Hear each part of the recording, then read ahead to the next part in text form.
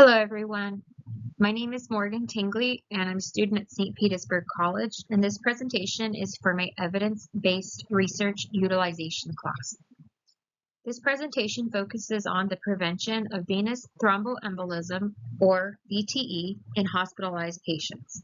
VTE includes both deep vein thrombosis, which occurs when blood clots form in deep veins, and pulmonary embolism, which occurs when those clots travel to the lungs. Preventing these complications is an important nursing and patient safety priority because many hospital-associated VTE events are preventable. In this presentation, I will discuss current evidence from 3 peer-reviewed articles, compare their findings, and explain how they can improve nursing practice and patient outcomes. Hospitalized patients are at an increased risk for developing venous thromboembolism because of immobility, acute illness, surgery, inflammation, and multiple chronic conditions. Although effective prevention strategies exist, VTE continues to be one of the leading causes of preventable hospital deaths. Nurses and other healthcare providers play a critical role in identifying patients that are at risk, implementing preventative measures, and educating patients before discharge.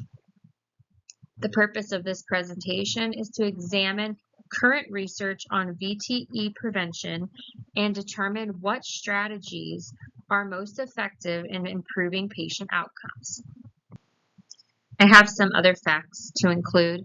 Approximately 900,000 U.S. cases occur annually of venous thromboembolism in hospitalized patients.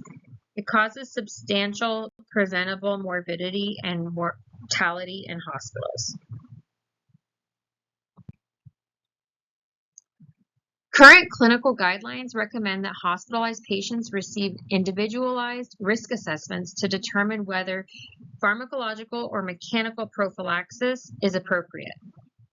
Prevention may include anticoagulation medications, sequential compression devices, which are massage-like leg devices they put on in the hospital, early ambulation, and patient education.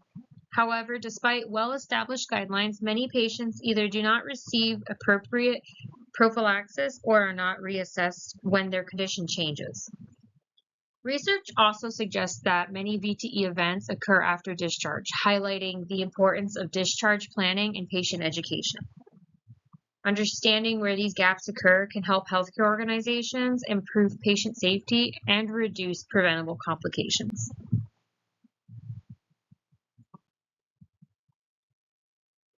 To examine this topic, I reviewed 3 peer-reviewed articles published within the past 5 years. The first article was a randomized controlled trial that evaluated whether extended anticoagulation after discharge reduced thromboembolic events in high-risk patients. The second article was a descriptive quantitative study that examined how consistently nurses performed non-pharmacological VTE prevention practices in hospitalized patients. The third article surveyed healthcare providers across the United States to better understand their attitudes, current practices, and perceived barriers to VTE prevention. Together, these studies provide evidence from 3 different perspectives: patient outcomes, nursing practice, and provider decision-making.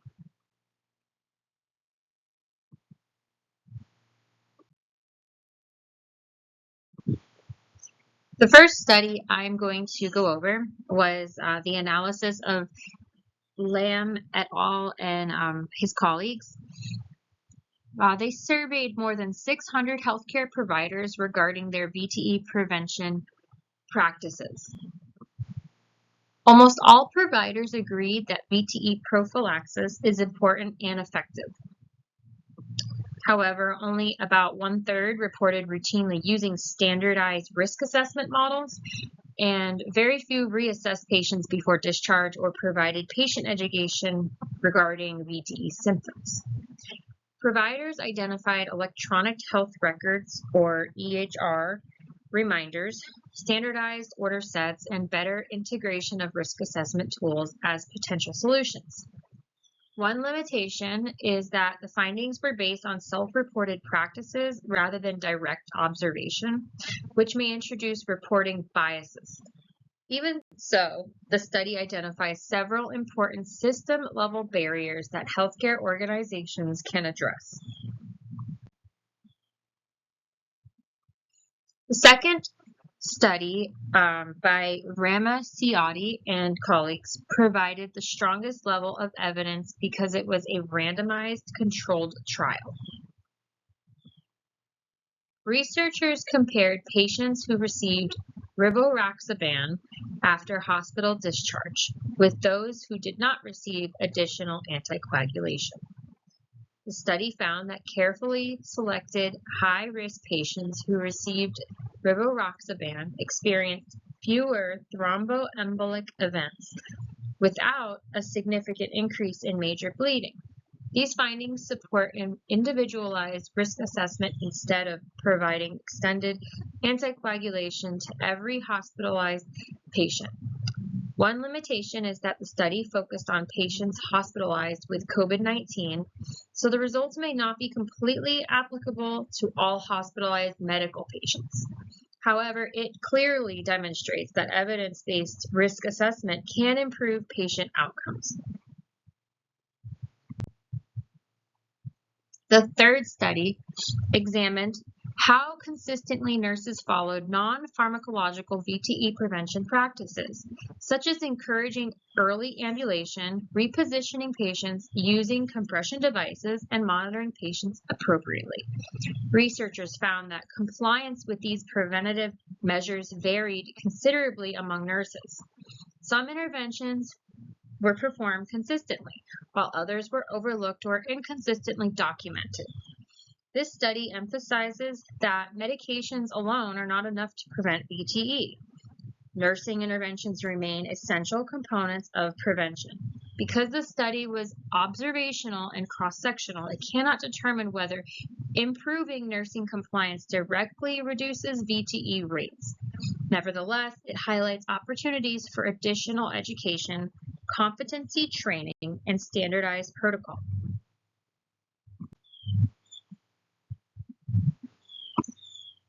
When synthesizing all three articles, one message becomes very clear. Preventing VTE requires more than prescribing anticoagulants.